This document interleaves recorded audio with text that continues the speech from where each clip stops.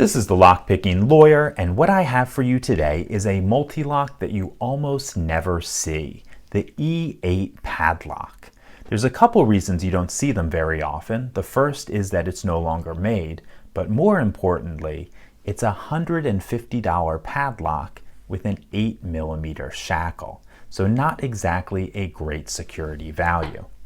I actually got this from a locksmith that was using it as a technology demonstrator for a really cool core. And it's this right here, a MultiLock interactive click.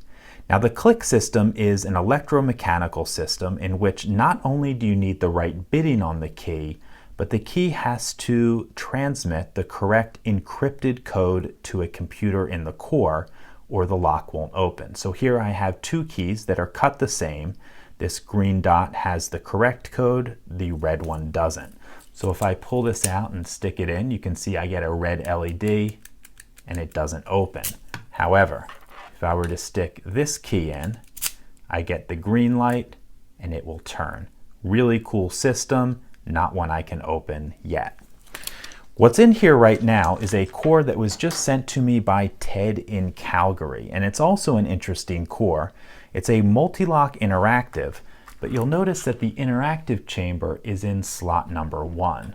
On most MultiLock interactives that you find out there, it's going to be in slot 2, and I'm not sure why they have that variation. My best guess is that it's a measure of additional key control.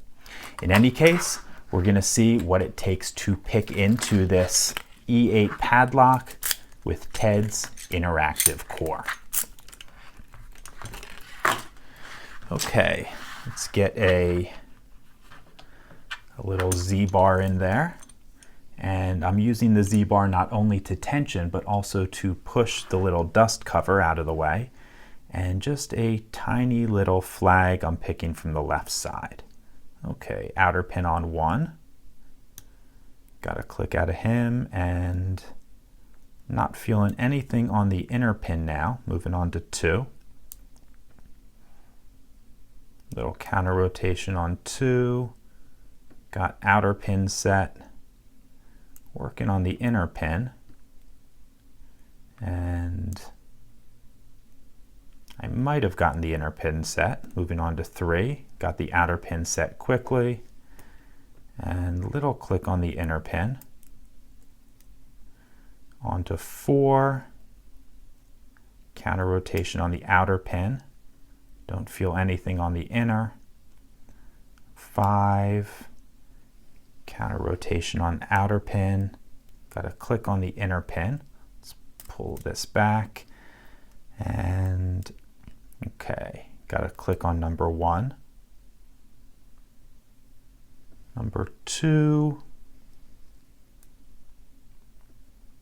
I think the inner pin might be binding. I'm not sure. Let me leave him alone for now. Nothing on 3, 4, or 5. Okay, I think it's number 2 that's holding us up. And probably the... I'm not getting any movement there.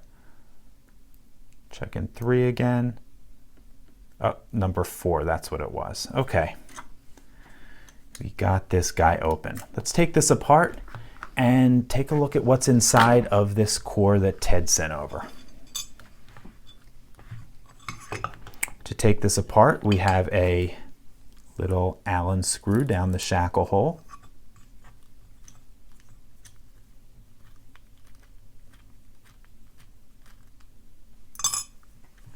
And now that we have that out, we have a little retainer foot that comes out and a retainer base.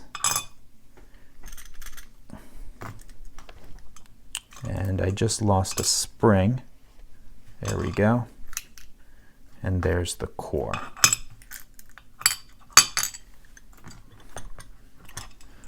Okay, to get this core, let's relock this. To get it apart, it looks like I need to remove 2 screws.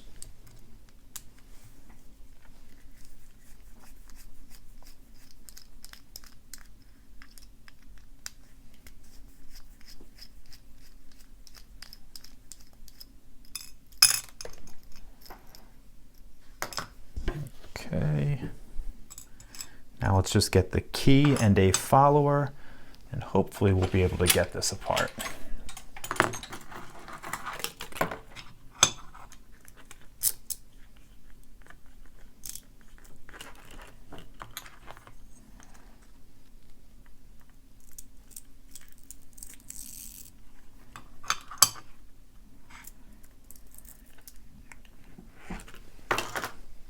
Okay, looks like we have a passive ball bearing in the side here. Just dumped him out. Let's get the key pins. 1, 2, 3, 4, and 5. Okay, let's arrange these. It looks like we have standard inner and outer on 1, and we have a spooled outer pin on 2. We have a 2-piece anti-bump pin for the outer pin in 3.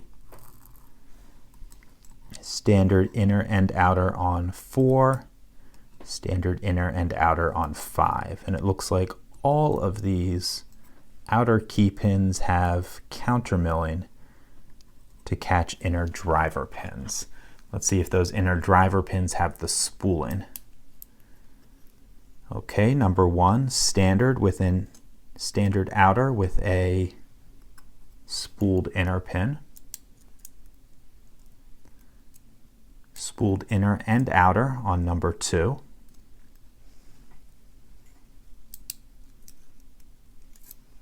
Spooled inner and outer on 3. Same on 4. And same on 5. Okay, looks like some pretty good pinning in here. See if there's anything unusual about this core. I don't see anything. Lots of nice drill protection. Okay, let me give you a close-up of all of this. You can see on the key pins we have 3 standard outer pins in slots 1, 4, and 5. And then the outer pins in slots 2 and 3 are different. We have a spooled pin in slot 2, and a 2-piece anti-bump pin in slot 3. Moving up to the driver pins, you can see we have a standard outer in slot 1 with a spooled inner pin, and then all the rest in slots 2 through 5 are spooled inner and outer pins. Moving over to the core, you can see we have a little ball bearing providing drill protection right in front of the pin stack. We look through slot 1, we can see the detent for the interactive element on the key. We have some more drill protection above and below the keyway, and also have these holes here that you can put in the ball bearings, like this one right here, for passive key control. And I think that's it here.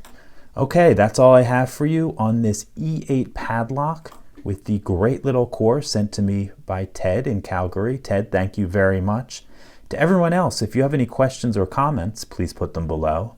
If you like this video and would like to see more like it, please subscribe. And as always, have a nice day. Thank you.